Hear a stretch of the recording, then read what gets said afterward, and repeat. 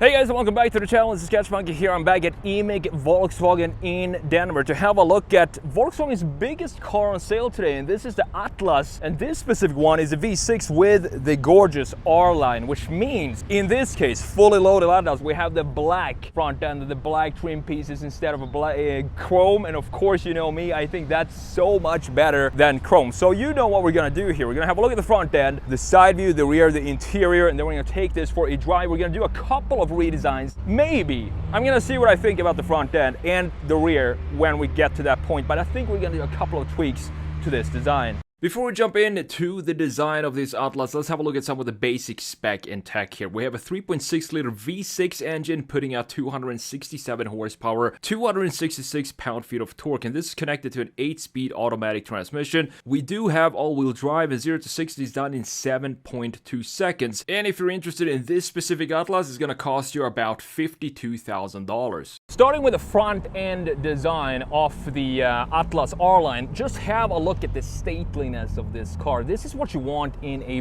big brother SUV. You want to have horizontal lines in connection with very vertical lines. On top of that, being stately, it also feels more Volkswagen to have it like this. And this is the facelift, so this has a brand new front end. Usually, it used to be more horizontal and structural than this, but at the same time, I think this modernizes the front end in a good way compared to the pre-facelift. One detail I love about the front end of this that you can't really see from the front itself, but it is this hood and the design that we have up top here. Very simple design, and what I like is that this line here has a connection to the front and the graphics, and this line that doesn't have a connection in the front almost fades out a little bit. I kind of wish it has some sort of connection to the front end as well, like the outer lines. And on top of that, we also have a nice chamfer going around this entire hood. So moving further down here on the front end and these intakes in the bottom part, yes, they're also black. I'm glad that we don't have any chrome in the front end except for, of course, the logo in the center, but that's it. Then we have these lights, and as you can see, they're not very dynamic. That's the thing with having a big SUV like this. You don't really necessarily need any sort of dynamic feelings to the LEDs and the headlights of the designs. Keep them stately, keep them pretty static. I think it suits overall the front end of the Atlas. So when it comes to redesigns of the front end, a couple of things that I might want to change is this lower section right here. Not sure if I want to have them stick up this much, as you can see, into the bumper. We might want to play around with it and just see what it will look like if we just cut this piece right here and have the same outline, the same trim here, bending a little sooner and going into this section here. So we have a straight line in the front end. This looks good because I think it suits the R-Line to be a little bit more sporty than the normal looking Atlas. And up here, this thing in the grille that goes in here, look at the integration of the headlights here. It feels very sharp in this area, and I want to have some sort of base for the headlight itself, so maybe connected in some way here. I'm not sure exactly how I'm going to do that. I'm going to play around a little bit with this design and see what we come up with. Alrighty, coming around to the side view of the Atlas, and this is where the stateliness really shows. You have these big lines, curvatures over the both the front and rear axles. This being four-wheel drive, I think that's a cool idea to add some lines like this that curves over the axles to symbolize that four-wheel drive.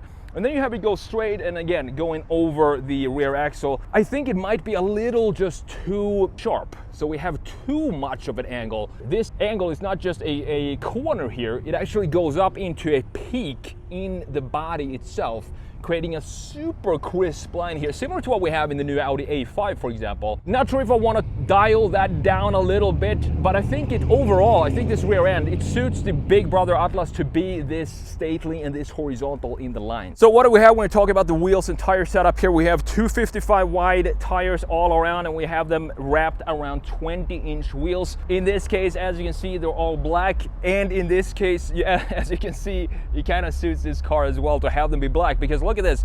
Everything else around here, the trim pieces going around the window, the wheels, everything, this trim piece down here is black. However, it's interesting to look at this piece because we have this trim piece being black. Normally what happens on SUVs is that everything underneath this is going to be black cladding and just boring old matte black color. Instead, Volkswagen made it a little bit more elegant by turning this section into body color as well, all the way down to the very bottom of the side view. One tiny little detail on the Atlas side view that I like, and I think breaks up the overall cleanliness of the side, is this little piece here with the R badge on the side. You can see that it's not functional, but it's just for styling purposes, and sometimes that's okay. Just add a bit of pieces onto the car to just make it look prettier. Coming around to the back view of the 2023 Atlas, there is actually a new one coming pretty soon. But I do like what's going on here. They already did a redesign that I was going to do to the normal Atlas, and that is having this piece right here, a chrome bar or trim piece that normally looks so out of place on the Atlas, going in a very, static way underneath the taillights, across with the chrome Atlas logo in the middle. This is always a piece that I would always want to have black, because in chrome it just looks so out of place. Now, there are still a couple of things that I'm not a huge fan of when it comes to the rear end design of the Atlas.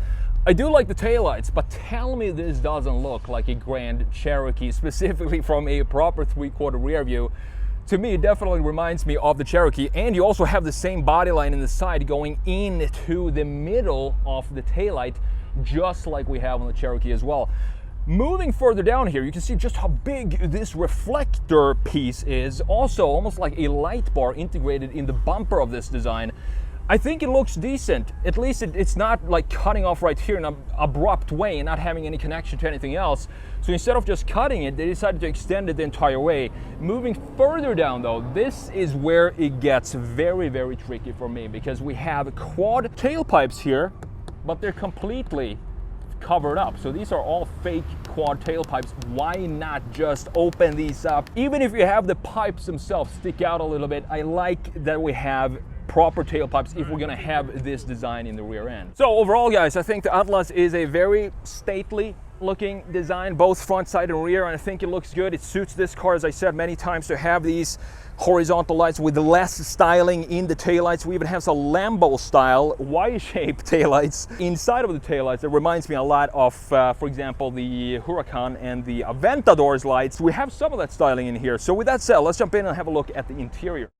Welcome to the interior of the 2023 Volkswagen Atlas V6 R-Line. And what I like about this interior is that it feels like it's a good mix between old and new. For example, have a look at this gauge cluster here. I like the user interface. It looks nice. It reminds me a lot of the Audi interface, and you have the center screen being all customizable as you want when you have a digital screen like this. You also have the fuel gauge right here on the side, looking very unique with these LEDs of how much fuel you have left. And then you have the water temperature on the left side. In the center here, look at the integration here as well. It feels pretty old school to me, and this is not a new design, so they didn't really update the 2023 as much as they will do, of course, with the brand new 2024 model. But here you have the menu, and you have also the drive modes, the climate control. You have the drive modes being eco, normal, sport, or custom, and you actually just have the visual representation of the climate control in the software. The controls themselves are down here in this area. And also, this is another piece that feels pretty old school. These LED for the temperature that you're setting in, it's very old school digital numbers in here, and I don't mind that at all. It kind of feels almost refreshing at this point. The radio settings is right here on the side, on the left side of the screen. Looking at the vents, very easily adjustable as well, looking pretty traditional in a sense of the design of them. We also have this R-line trim on the inside on the dashboard with the silver in combination with something that looks almost like some light carbon fiber. Of course, this is not real carbon fiber, but it does have that vibe to it. You have some storage up here. Moving further down, you have two USB ports in the center and a 12-volt cigarette outlet, and the wireless charging pad is a huge one located right here in front of the gear selector. And looking at this gear selector, it feels like it could be maybe 10 years old. Putting it in reverse, gonna pop up the camera for you, and you have a decent looking rear view camera. It's a bit grainy, but again, you're gonna see all the big obstacles that you need without any issues at all. And moving further down on the center console, you have the start button here. You have the drive select mode in this dial. You have two pretty large cup holders with what looks like to be an LED inside there as well. Lifting up this compartment in the middle, the armrest, you have a massive storage space in here with another USB-C. So you have plenty of USB-Cs in here, 3 so far that I've found. Moving on to these seats, they look pretty basic to me, nothing wrong with that at all, with some white stitching on the outside.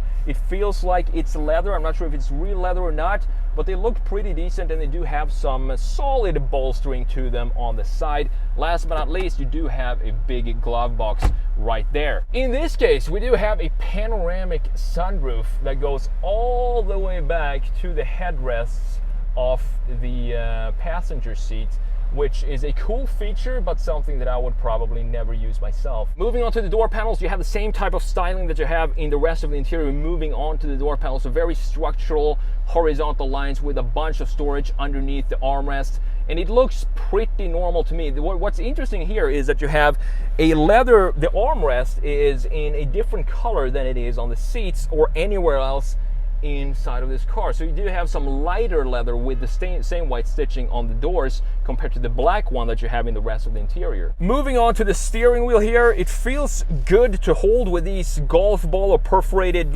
texture that you have where you're gonna be holding your hands.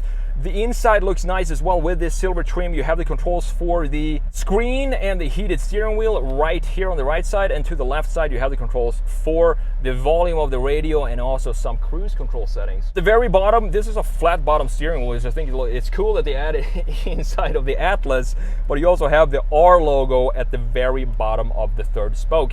With that said, let's jump into the back and let's see these captain's chairs and how much space you have back there. So jumping in behind my own driving position, and as you can see, huge amount of legroom and huge amount of headroom in here as well. Down here you do have 3 zone climate control, so you have a zone for the rear passengers as well. You can adjust that down here. You have 2 more USB-Cs at the very bottom here and some very functional, easy to use vents. And if you want to get extra comfortable, these being captain's chairs, you can fold down this center armrest and just lounge back here.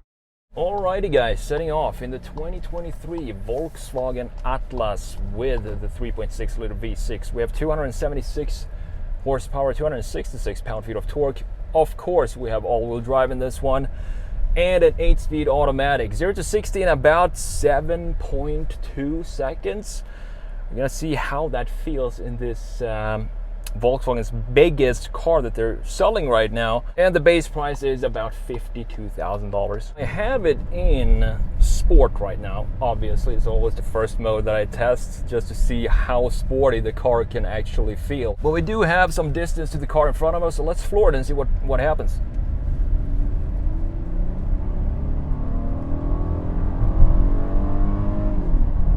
It sounds pretty good. I do, however, wish that they put the proper quad exhaust in the back. If they're gonna make that, either have the exhaust pipes visible or just have the be a normal bumper or diffuser in the lower part. It's surprisingly comfortable in sport. It doesn't feel too bumpy at all. It's not the best roads here in Denver, so it still feels very solid. But let's put it in, let's see what we have here. We have Eco, Normal, Sport, and Custom. So let's put it in normal. One detail I do love in this interior is this is so simple to integrate a gauge cluster like this. When you have the proper normal housing for it, even though everything is digital in there, you can still have it look almost like an analog feel. With the 2 gauges, you have the tachometer on the left and speedometer on the right. Reminds me a lot of the Audi system, and it's also configurable, so you can have the full map across the entire screen if you want to. Let's step on it here. I'm not feeling a big difference from sport compared to normal. It still revs pretty high in normal, but it feels good to drive. It's very comfortable, just as expected, and these seats feel nice as well. There's really nothing special to the seats when you look at the design, but they really hug you in the corners the right amount that you want to have in an SUV like this. This specific Atlas that we have here has a black edition package to it, and that's why the front end and all the chrome that's usually chrome is blacked out, and that's a package that I would definitely pick for my Atlas. Another option that I would add to the Atlas might ruin a little bit the comfort, but I don't care. It looks so much better, and that is to have the 21-inch wheels. This one is equipped with the 20-inch black wheels. Huge thanks to eMake Volkswagen in Denver for providing this Atlas for me to review for you guys today. If you enjoyed this video, make sure you hit the like button and subscribe to the channel. I'm gonna link this car and their entire inventory down in the description, so make sure you go and check that out as well. And thank you so much for watching. I'll see you in the next video.